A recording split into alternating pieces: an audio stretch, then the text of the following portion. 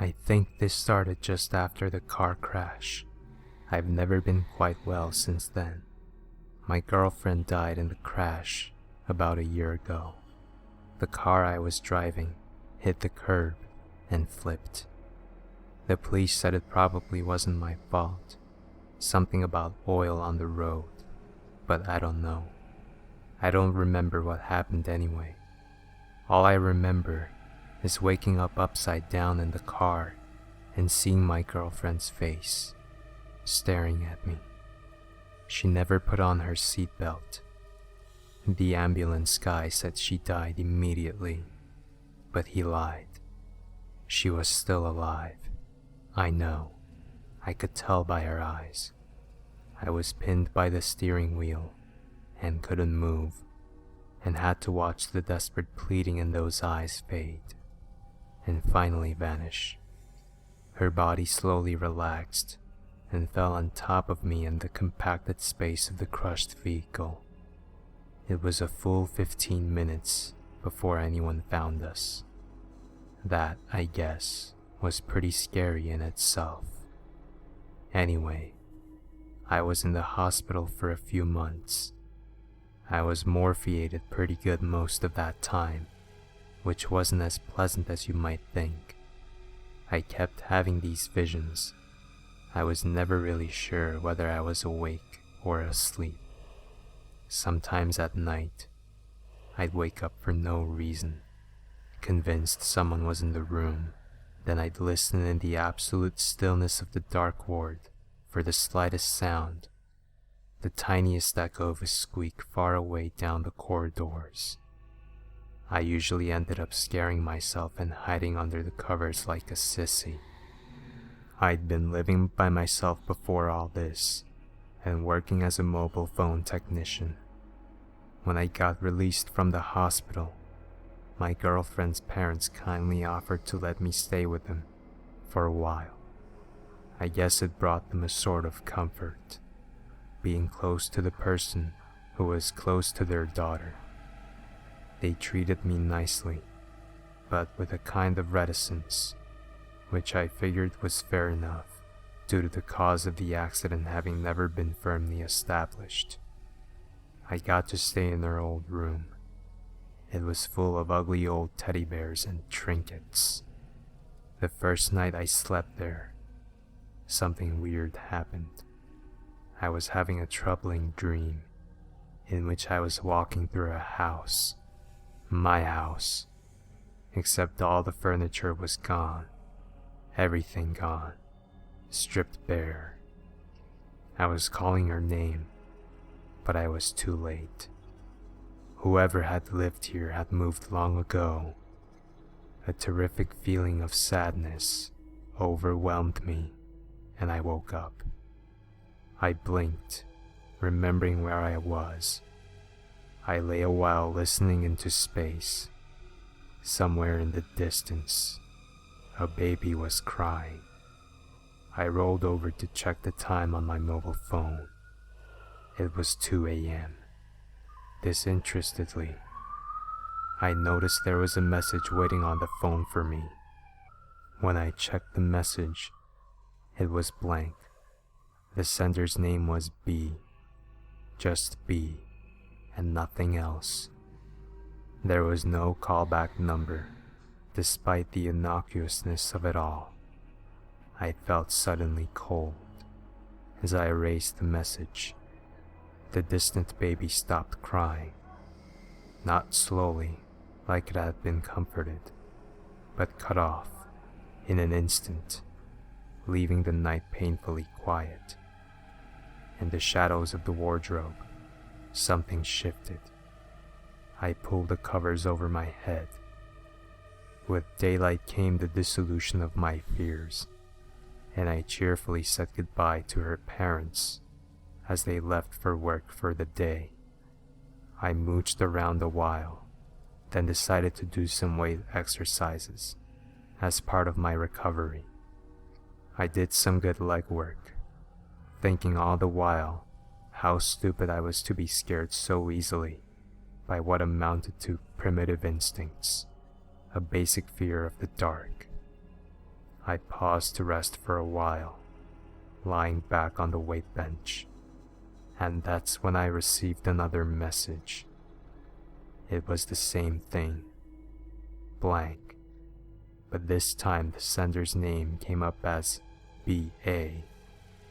This annoyed the hell out of me. It was obvious that someone was playing some kind of sick joke, since the next message would undoubtedly be from B.A.B.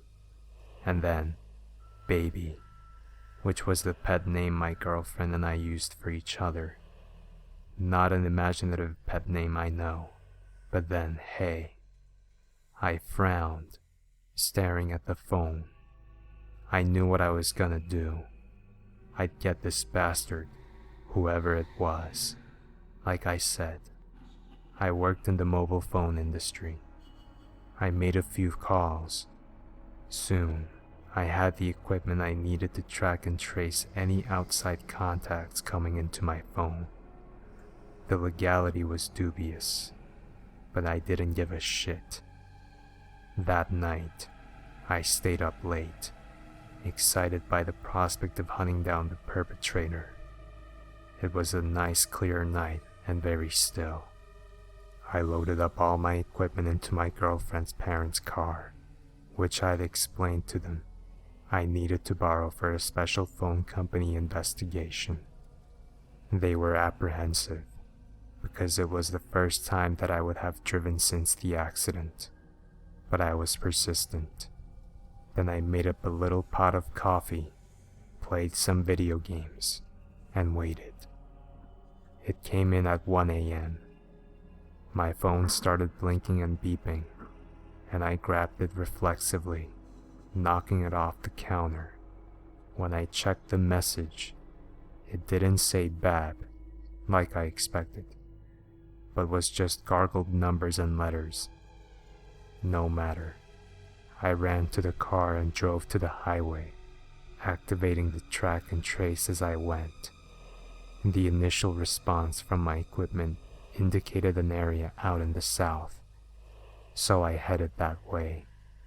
It felt good to be behind the wheel again, and there were very few cars on the road.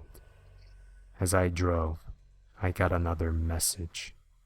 Once again, it was just a jumble of numbers and letters. Strangely, my equipment reported an originating location entirely different. I had to turn right around and head in the opposite direction. When I reached the area, I had to pull over and stop. I knew this area. This is where the accident took place. My phone was now registering messages every 5 seconds or so. I turned it off. I parked the car and got out.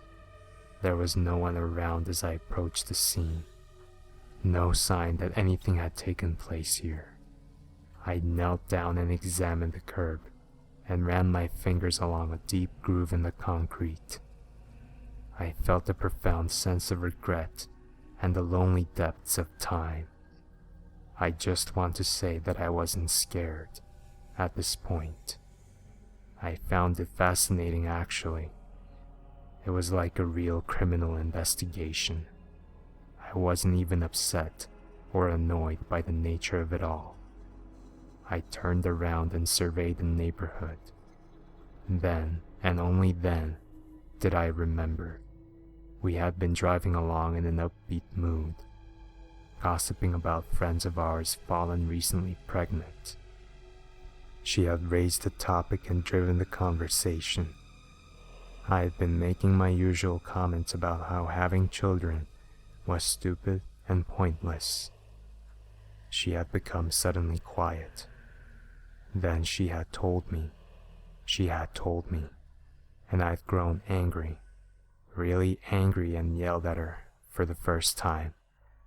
And that, of course, is when things had got out of control, and the car had got out of control, and I had solved all our problems. I felt weak at the knees. I bent down, but I didn't cry. I just breathed heavily, and then I heard something. A baby crying somewhere in the park to the right. I stood up. I felt the anger rise within me again. I was not scared at all. I charged down into the park, slipping over wet grass and knocking into risen paving stones, fuming all the way, pushing tree branches aside, heading for the source of the cries. Then the cries stopped, and I stopped. It was dead quiet. I peered into the darkness, seeing. Something knocked me down. Something incredibly powerful. Something that was more a force than anything, appending me onto the wet grass. Something pressed against my chest and my face, suffocating me, pinning my arms and legs against all hope of rebellion. Something held me there, while I panicked and exhausted all the options of panic, until I stopped trying to thrash and just screamed, except something pushed itself down my throat and stopped that too. I choked, and it allowed me to breathe again. There was a horrible silence. The thing pushed close to my face. "I miss you," it said. I screamed and thrashed around again, to the utmost extent, and somehow got free, and got to my feet, and ran, scraping against the tree branches and the rock walls of the park, and got to the main road again, and into my car, and drove out of there at full speed, talking to myself. What the fuck? What the fuck was that? Over and over, and sort of choking, and laughing even. Oh my God, what am I gonna do? What am I gonna do? I can't believe it. Driving with pretty good precision considering, looking around into the backseat to make sure nothing was in there. Until eventually, I calmed down a little and started explaining to myself, in a voice that was odd and high-pitched to me, "That makes no fucking sense. None at all. No fucking sense. You're stressed out. You need to relax. Relax. Take some time off. You need to fucking relax. You're crazy. You're crazy. You're crazy. Crazy motherfucker. Crazy motherfucker."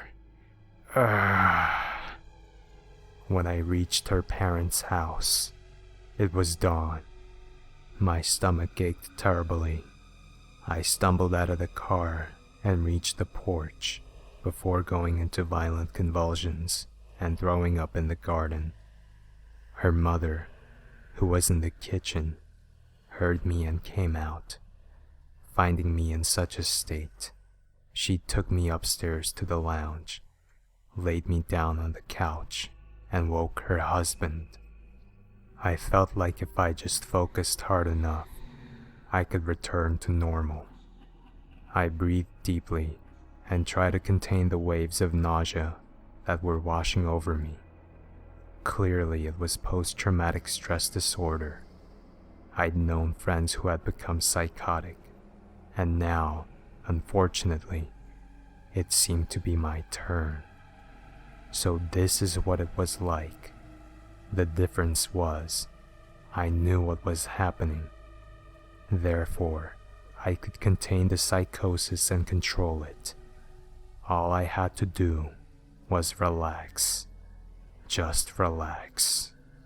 Her mother pushed a bowl of what looked like chicken soup into my hands. "Eat this," she commanded, not unsympathetically. The father leaned over, looking rather put out at having to be up so early. Seeing that I was being complacent, he made a sound and sat down, picking up the morning newspaper. I felt my neck muscles loosen, and I sighed, smiling softly. There was a creak in the hallway. I half noticed it. Houses creak all the time. Then, there was another creak. It wasn't the usual gravitational settling sound. I raised my head. Something was coming down the hall. No, it couldn't possibly. Something appeared around the corner of the hall. I screamed and pointed. They had to see it. They had to. The father continued reading his paper. He smiled and smoked his pipe. I thrashed and screamed. I rose to my feet, but I couldn't move. The mother calmly watched television. It saw me. It glided towards me. I fell in a heap, covering my eyes. The next thing I knew, I was here, in the hospital. The nurses tell me it has been a week since all this happened. I'm not sure if I believe them. For one thing, they all smile slyly when they tell me anything. Plus, I think they're drugging me surreptitiously. I feel so woozy all the time. I hate this place. It is so barren and lifeless. But to be honest, I like the fact that there are bars on the windows. Sometimes, I wake up at night. It is always very quiet, and there is no one around. I often hear babies crying in the distance. A couple of times, I heard tapping on the windows. But I took some more pills, so it doesn't matter. The only thing I don't like is that there is no lock on the wardrobe. Please get me a lock on the wardrobe. I don't like what's in there, so please do something about it. Please close it off. Please help me.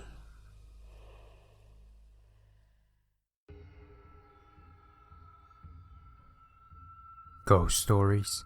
Nah, we don't have anything like that around here. We do have the story of Jacob, but that's about as close as you'll get. You really want to know? Well, I'm not supposed to tell you.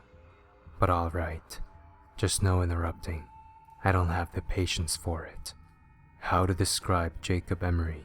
Well, I guess you could say he was the kind of guy you could never take notice of. This isn't to say he was a bad kid, in any sense. Many people in this town thought he was the most reliable person for an odd job in the state, but he never really excelled in anything. He was the living proof behind the statement. Jack of all trades, ace of none. Most of this was due to his own lack of will. He dabbled in damn near everything this town could offer him. Automobiles, radio operation, store management, what you have. But he never stuck with anything. His friends and workers went after him about it a number of times, but everybody got the same unsatisfying response. It just wasn't enough. Needless to say, any friends he kept were either very patient or never spoke of the matter altogether. It was probably inevitable, then, that Jacob leave to go abroad. I don't remember where he went, but I think Gertrude down the street knew before she passed on. You'll have to scout someone else if you ever get curious. In any case, no one even tried to stop him. Everybody thought that a little travel would stamp the ambition out of him, or else feed it until it was no longer an issue. Hell, we even gave him a sending-off party, which I thought was pretty nice of everybody. So anyway, he was gone for 6, 7 years? Can't remember. You'll have to check with someone else about that too.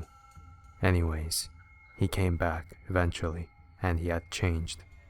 Obviously enough, he was amiable, energetic, all smiles all the time, and we all quickly learned why. He showed us a souvenir he'd brought back. A solid black stick, the length of a pencil but the texture of chalk. We all wondered why on earth such a simple thing would prompt such a spring in his step, until he gave his demonstration. He took a piece of paper, and with this stick, God, there's gotta be a better word for it. With this stick, he drew a crude circle. It dropped, and rested on the border of the paper. Like a stone, it didn't leave the paper, but it acted out on it, sort of like an old movie projector on a screen. Son, I know how crazy that sounds, and if you feel like playing skeptic, then you can leave an old man to his craziness. But I know what I saw, even if everyone's been hushing it up, and that stone he drew dropped. Jake even passed around the paper, and as it was being passed, it rolled around as the paper got tilted. None of us had any words for it. Hell, what was there to say? But he continued drawing demonstration after demonstration for us. Stick figures in various pageants and plays doing everything from fighting each other to making perfect human pyramids, and we all thought it was incredible. That was all the go-ahead he needed. He announced that he planned to put on shows to pay for rent and food, where he would draw anything the crowd members wanted.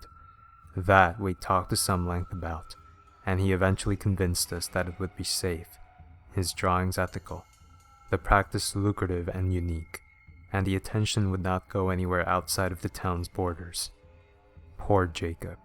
If I had not been so swept up in the moment, I might have read the signs right then and there, and saved the sorry son of a bitch by snapping the terrible thing in half.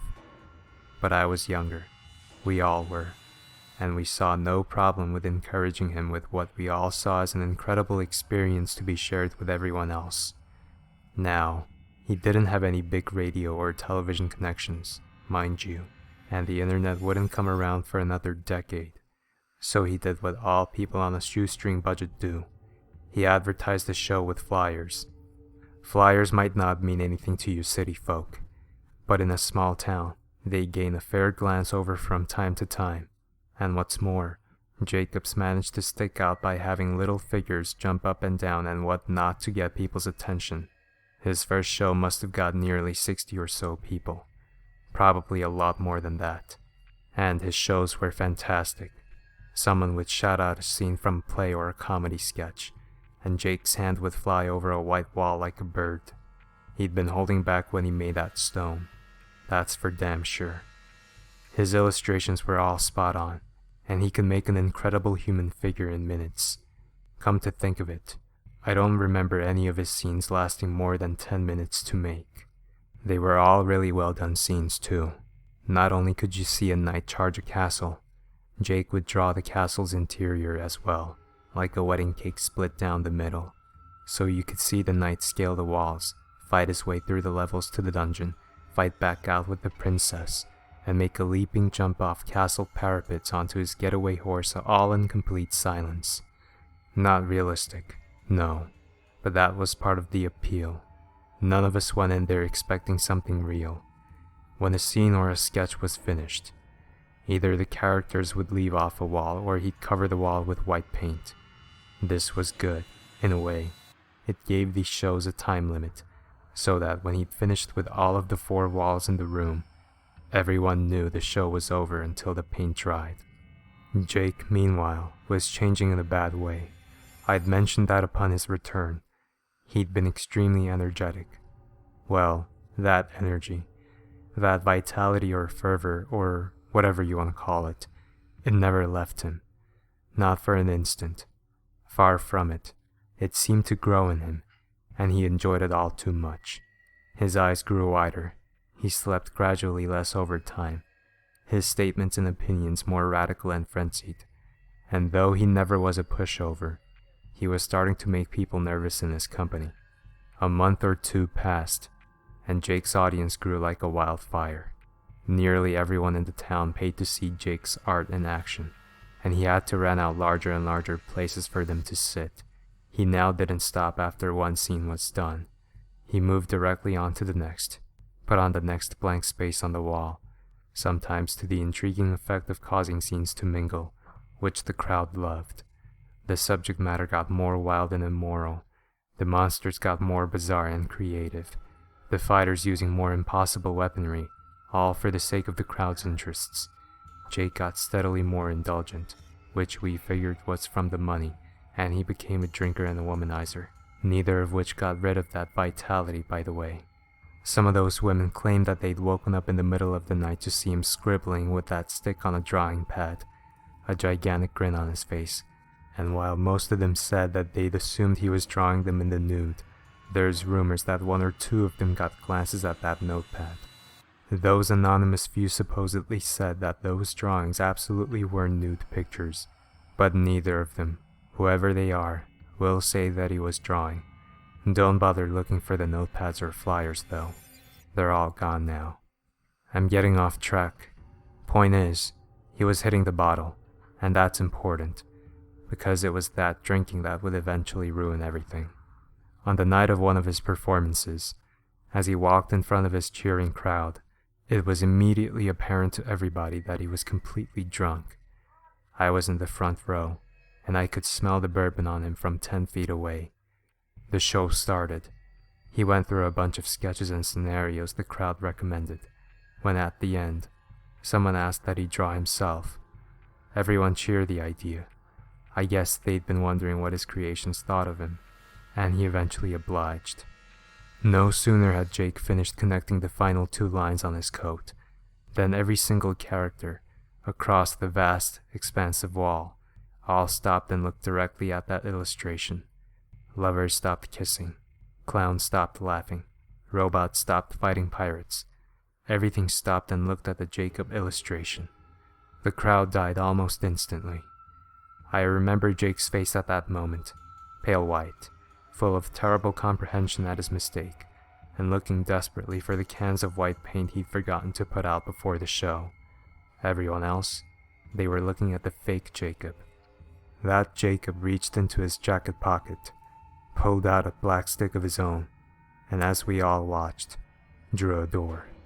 He pushed on his side and the door swung open, allowing him to walk through onto the floor of the auditorium.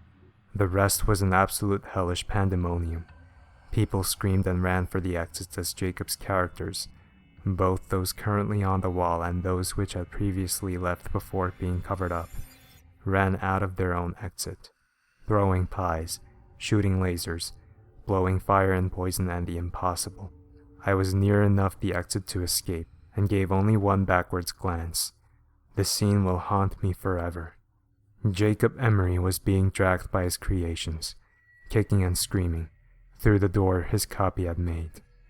The auditorium burned down, obviously enough, but I have no idea how many characters escaped, what happened to the fake Emory, or how many people died. The fire brought the fire department from the nearest cities up to over 100 miles away. They in turn brought the police force, which brought the government, which hushed up everything.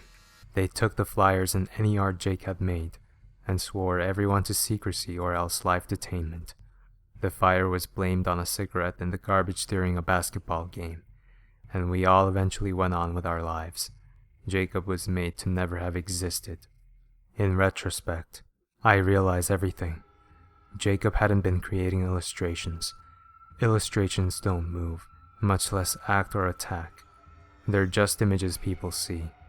Shadows made to look like real things. Jacob had been making life, actual thinking things in some alternate dimension, using a power that was never meant to fall to mortal hands. He got drunk on his power. His punishment was probably well deserved. Incidentally, the government screwed up on 2 different accounts. They did a damn good job silencing everyone, but proof remains. The ruins are still there, you know. The auditorium's ruins. I hear they're gonna start reconstruction soon, which will wipe out any remaining evidence someone can definitely see. But I went back there once, several years after the fire, just once. Amidst the rubble, covered in ash, I saw something squirming. I looked closer. It was Jacob Emory's hand on the wall, exactly like it had been 3 years ago. Sweaty but calloused, I remember, but it was constantly flailing, as if the body it was supposed to be attached to was still writhing in flames. That was mistake number 1. Number 2 was those creations. Like I said, I don't know how many escaped, nor how many the government agents found and caught, but I will say only this. Those tall grass meadows on the outskirts of town, don't go into them. Ever. You were asking about those white figures you've seen at night, right? This town doesn't have ghost stories.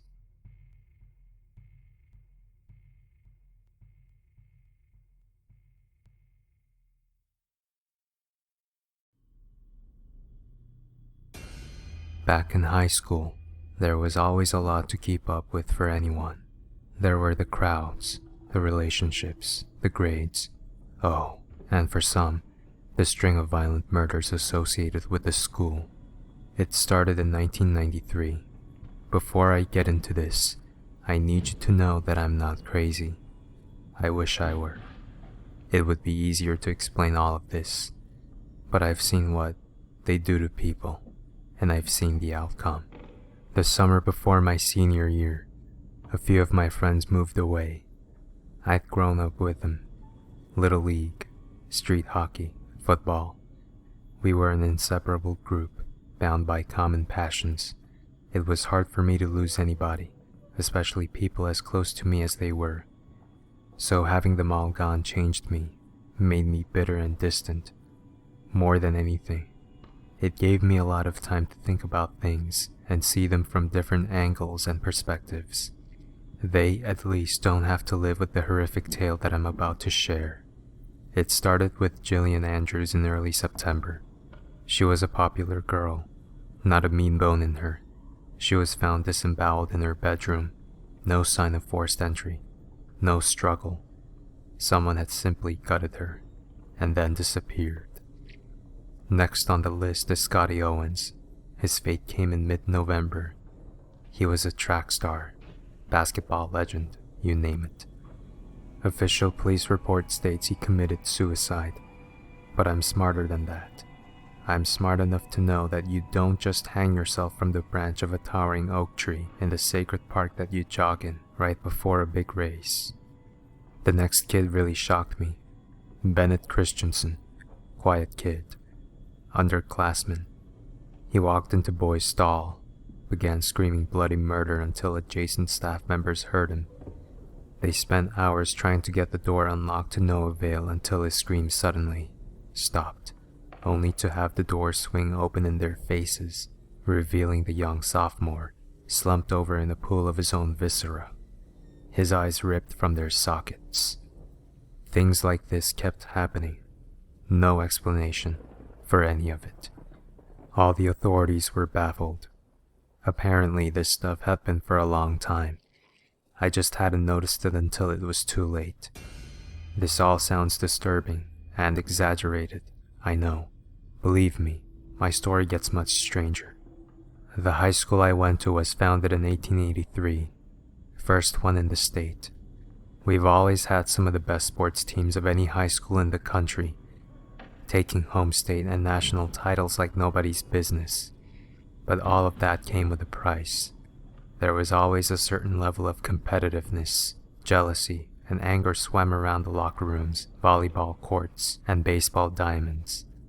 So much so that you could almost feel it. Kids would get into all-out brawls over things as trivial as who had better serves at tennis practice, or who threw the most receptions at the big football game. However, this was only on the minor side of things. I had to try and understand all of this. After doing some research on the school's records, I discovered a pattern. Every 10 years or so, the school would undergo a string of extremely violent events, dating all the way back to the 50s. As odd as this was, it wasn't anywhere as odd as the fact that at the time of my senior class, the school hadn't had anything comparable to these events happen in nearly 40 years, but I suppose it was coming back with a vengeance, because it showed no signs of stopping. The deaths weren't the only peculiar happenings. You see, teachers would report teenagers dressed completely in white that they had never seen before, sitting in the seats of the deceased students. When the teachers went to see what the students' business was, they would simply vanish before the staff members could make it over to them. It wasn't just at school either, and not just to authority figures. Occasionally, while sitting in my room after school or on the weekends, I would see strange things out of the corners of my peripheral.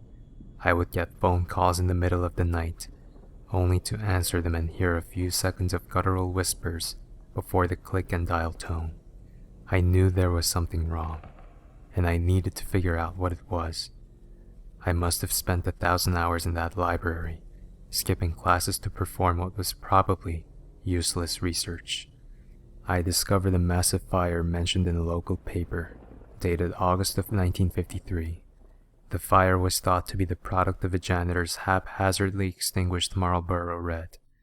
The papers proudly proclaimed that the only thing that kept the school from burning to the ground was the innovative, for the time, new technique of using fire retardant, 50s style, space-age cobblestone in place of wood. Also, in a faded, strangely tattered paper, toward the back of the stack, almost purposefully misaligned from its periodical date sequence, was an article dated nearly 10 years later. It mentioned an all-star quarterback who sustained a fractured spine in the state championship of 1963, killing him, losing them the game, and one of the best players the team had ever seen. What I read next began to confirm my suspicions of what was causing all the bizarre deaths. According to the article, the day after his fatal accident, there was a massive riot in the school that caused the deaths of innocent students. Even more peculiar was the fact that I had discovered the photo of the riot, which someone managed to capture in an Ashwood High School yearbook that I researched earlier. In that annual, I could have sworn I saw a group of kids dressed completely in white, with stoically blank expressions seemingly painted on. These same kids were the ones showing up in my school, my room, and my dreams. I searched more archives regarding the school's history, and in 1973, there were more brutal deaths. A wrestler had his neck broken whilst attempting an extremely complicated throw. Then there was the star center for the basketball team, who suffered a massive stroke during a free throw in 1983. The article mentioned that he had been the epitome of strength and health, and the rest of the archives were relatively uneventful until what happened in the summer of 1993. My summer, my fate. The friends that I talked of earlier, they didn't move away. I said that because it's painful to think about what really happened to them. However, for the sake of accuracy and fair journalistic investigation, I'll recount the true events. All of my friends played tennis. They loved it. It was a passion for them. I loved it too. However, for me, the love of the sport was not as strong enough of a passion to attend away the training camp they all planned on going to. I opted to stay home, a decision I would live to both bless and regret. The road up to the camp was surprisingly winding, and the bus driver was new and underexperienced. One corner led to a sharp curve, and the driver couldn't handle it. The bus, filled with over 40 kids, was sent plummeting into a deep gulch. The worst part about all of this, it had been discovered that not all of the teens died upon impact. A fire started in the back of the bus not long after the crash. To this day, I still have nightmares. I can still hear their screams. I am haunted by the image and the horror of my friends being burned alive. No escape. The nightmares began and were relentless. There was one night in which I awoke drenched in sweat, and I remember the dream I had clear as day. I was sitting in my chemistry class, surrounded by what appeared to be the deceased students, whom I had researched previously, and all the kids who had died this year along with my friends. They all seemed happy, jubilant actually, conversing with one another, sharing jokes and stories, relishing in the general merriment of old acquaintances forgotten. After I had taken my gaze upon them, and averted my eyes back to the front of the classroom, standing in place of the ever-present teacher, was one dark-haired and even darker-eyed young man, dressed completely in white. He leaned in extremely close, to the point of near discomfort, and this is what he said. "We are the feelings you keep bottled up deep inside of you. We are the emotions of hatred, jealousy, and vehement abrogation that seep into every field of every place in which competition is reverent. You can't stop us. We are greed. We are envy. We are the very filth of human nature, and we are you."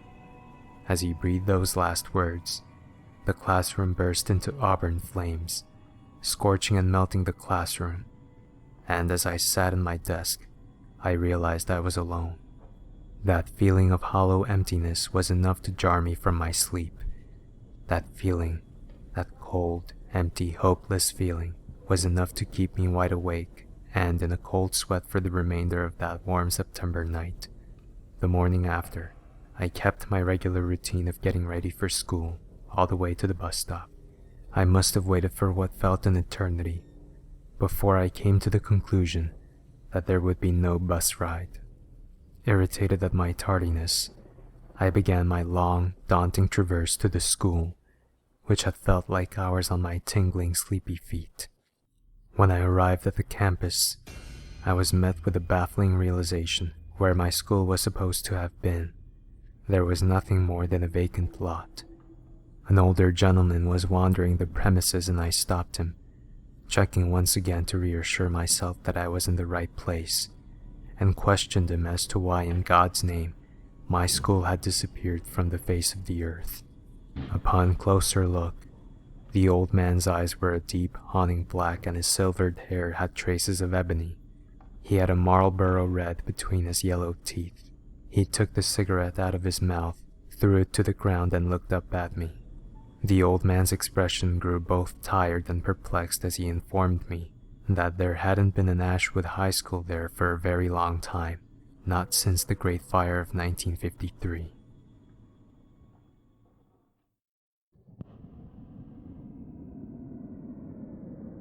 I was 7 when I moved into that house at Ashbrook Lane. At least that's what my parents tell me. My recollection of that time is vague.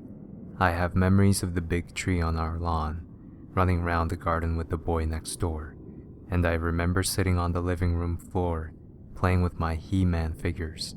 But my most vivid memories are of the recurring nightmares.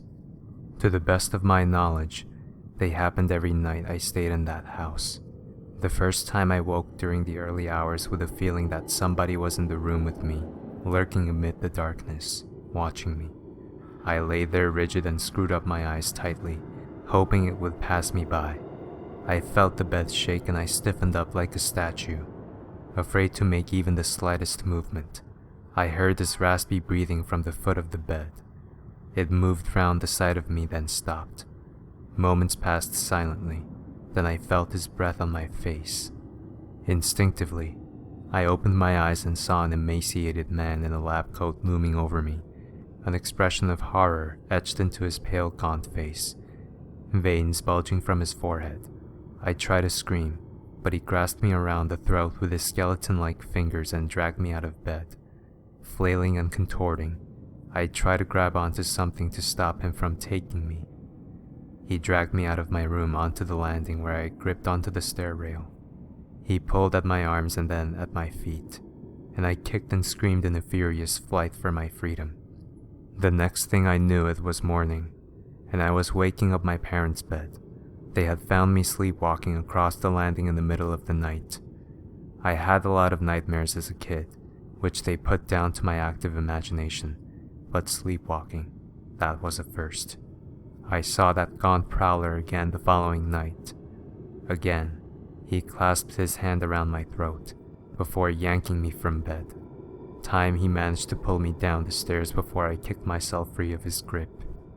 I heard a chime coming from the grandfather clock in the hallway, and I found myself waking up in my parents' bed. My dad had woken in the night, and found me lying at the foot of the stairs. Another sleepwalking incident, I guess. I worked myself into such a panic over these dreams that my parents allowed me to stay up late with them one night. We watched TV as I fought to stay awake, terrified of the dream that awaited me. I don't remember going to bed that night. I just found myself sitting on the stairs waiting for him to arrive. The grandfather clock stood in the hallway, ticking away the minutes. I watched with dread as he slowly and methodically slipped a pair of rubber surgical gloves onto his hands. He tended his fingers together, then turned and looked directly at me with his intense, deep-set eyes. A pained grimace stretched across his chalky face. I rushed upstairs, calling out for help as he crawled behind me, swiping at my heels. I ran into my parents' bedroom. They were asleep and unaware of the commotion. Before I could reach their bed and shake them awake, my pursuer snatched me up in his bony arms and started pulling me away. I managed to grab onto the door frame, and despite his efforts, he could not prise me from it. He relented for a moment, his breath heavy and labored against my neck.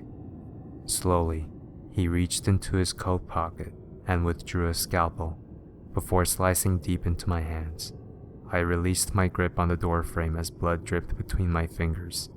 I shrieked out, but there was no sound. I could see Mom and Dad lying there fast asleep, oblivious to this withered specter hauling me out of their room and all the way down the bottom of the stairs. I tried to claw my way back, leaving streaks of blood over the carpets and walls in my wake. He pressed his fingers against my throat. I whimpered and choked, and my limbs thrashed around in frenzy. At that moment, the grandfather clock in the hallway let out a single chime and he suddenly abandoned his flight. I looked up to see the emaciated figure creeping back through the secret doorway from which it had emerged. The door sealed shut, disappearing into the wall as though it never existed. A point came where I started to confuse my dreams with reality. I couldn't tell if this was all in my mind or actually happening to me in the middle of the night.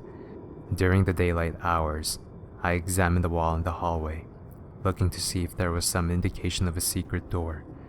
I told my parents and my nan about the dreams, and though I never doubted their concern, there was not a lot they could do except reassure me. I stayed with my parents when I got particularly distressed, either in their bed or we'd bring the blankets and pillows downstairs and have a sleepover in the living room. Nothing helped. My tormentor found me night after night, waiting until Mom and Dad were asleep before hauling me away towards that concealed room. I tried to call out, but my screams were always silent as he gripped his hand round my throat. He grew increasingly violent. Sometimes he would use a scalpel across my hands or under my fingernails. Other times he would inject me with a syringe, and it wasn't unusual for him to bite my fingers. As I prepared for the dreams, I rehearsed how I would try to fight him off, what I could grab onto as he dragged me downstairs. I knew if I could just hold out until the clock chimed, then I would survive another night because that's when his door seals shut. What terrified me most was the realization that if he got me into his secret room before the chime of the clock, the door would seal behind us, and nobody would ever see or hear from me again. I don't remember much else about that house, but we didn't stay long. We moved in with my nan for a while, and even though there wasn't much room for all of us, at least those nightmares stopped, and so did the sleepwalking. Of course, I never forgot about those dreams. How could I? But I figured I was just a kid with an overactive imagination and I never considered them particularly abnormal. This is until my teens when I started to suspect something more sinister was at play. I was looking through old photo albums with my parents when we came across some of our old house at Ashbrook Lane. Something wasn't right about that house. I heard my mom say to my dad. This roused my curiosity. What do you mean, Mom? Well, I used to have bad feelings and nightmares when we were living there, she added. My dad tried to change the subject, but I persisted. What sort of nightmares? I inquired. I don't want to go into it, just violent and disturbing dreams. I had recurring nightmares in that house too, I said. You were too young to remember your dreams, my dad interrupted. You probably just picked up on something you heard us talking about. I felt insulted, like they were dismissing me, but you don't forget dreams like those. I tried pushing for more information, but they weren't forthcoming. It wasn't until I was in my mid-20s that we were able to talk about it again. I was in the living room with my parents and my dad was reading the paper. He casually told my mom, "Our old house in Ashbrook Lane is up for sale again." "I'm not surprised. Nobody stays there long," she replied. "It makes you wonder." My dad nodded in agreement. "So what exactly happened at that house?" I interjected. Maybe it was because so much time had passed, or perhaps it's because I was older, but they were more open with me this time. My mom explained how she'd had visions of dead bodies lying on the floor, blood all over the walls, and she claimed she had felt a presence. While alone, she would often hear crying from inside the house. She also revealed that my aunt and uncle had come to stay one weekend, and woke in the middle of the night to see a figure of a tall man wandering through the room. My aunt and uncle had passed away by this point, so I was unable to ask them about their experiences. But Mom explained that they were so distressed by the incident they returned home the next day. I asked my dad, "Did you have anything weird happen?" My dad has always been a very ground skeptic, but I knew something had affected him too, though he wouldn't admit it. There was just an uncomfortable feeling, he said, and volunteered nothing more. Ever since learning of my mom, aunt, and uncle's experiences in that house, I've been overwhelmed with curiosity. Like my dad, I'm quite the skeptic, and I was convinced there's a rational explanation for all this. Even so, I wanted to know more about that house. From time to time, I would check the newspaper, and just as my parents had said, the house was rarely occupied for more than 6 months before going up for sale. There wasn't much more I could find out at this time. I'm sure the information and history is available in some archive somewhere, but I wouldn't know where to start. However, I was passing by that area one day and got the idea to drive by the house. It was unoccupied. I noted down the phone number on the for sale sign, and later that day I called the estate agents and requested a viewing. The lady who met me for the viewing introduced herself as Andrea. We went inside and immediately I felt a shiver run over my body. It was probably my mind running away with me, but I got this eerie feeling. I can only describe it as being like the tension that lingers in the air after a big argument. If I'm honest, I barely recognized the interior of the house. My memory was vague, but there was one area that brought to mind those recurring nightmares, and that was the hallway. I continued the tour as Andrea gave me her sales pitch. As we walked round, I was convinced that the wall in the hallway was hiding something. "What's behind this wall?" I asked. The look on her face at that moment could disguise none of the lies she proceeded to tell me. It wasn't my intention to make her uncomfortable, but I really wanted some answers. She started mumbling awkwardly about an old boiler room that had been bricked over. She stopped mid-sentence. "You know something about this house, don't you?" she asked me, a tone of surrender in her voice. "I used to live here as a kid," I explained. "Something isn't right about this house, is it?" Although still apprehensive, it was as if I'd freed her from an eternal silence. "It could cost me my job if I told you." "It can't be much worse than I already suspect," I said. "Was somebody murdered here? Behind this wall?" I'd put her on edge. She took a cautious glance over her shoulder. "Do you mind if we talk about this somewhere else? I'm really not comfortable talking about it here." We decided to go for a coffee, and this is what I learned. In 1953, Dr. Henry Fenton moved into Ashbrook Lane with his wife Mary and their teenage son Raymond. The upper floor would serve as their living quarters, and he had the lower part of the house converted into a doctor's practice. His office was set just off the hallway, opposite which stood his prized grandfather clock. Things were going well for the Fentons and business was thriving, and then, one day, Mary fell down the stairs in their home and broke her neck. She died instantly. Henry reacted to the tragedy by immersing himself in his work, using the practice as a distraction from the heartache. Raymond, on the other hand, was struggling to come to terms with his mother's death. With his father too busy to offer the emotional support he needed, he started to drift. He fell in with a bad crowd, started skipping school, experimenting with drugs, and there were a couple of times he'd been caught drinking or brawling and was escorted home by police. Henry barely noticed nor cared about his son's troubles during this time. Once he closed his practice for the day, he would collapse into his armchair and attempt to repress his grief with liquor. Some nights he'd drink himself into a coma. Other nights he would fly into a rage, smashing furniture and throwing things around the room, and sometimes it was his son who bore the brunt of his temper. Raymond was taken in by his grandparents soon after, leaving Henry Fenton all alone in that house on Ashbrook Lane. Later that year, on a cold autumn night, Henry was woken by a disturbance from downstairs. Emboldened by the liquor, he decided to go and confront the intruder. His practice was the only thing he had going for him, and he refused to let some thug take that away. Henry tiptoed downstairs in the darkness. He saw the light of a torch in the far room and heard the intruder rummaging through cupboards and shelves. It was probably some junkie after the drugs and syringes he kept on the premises. Henry snuck into his office, withdrew a scalpel from a drawer, and tucked into a dark corner and waited.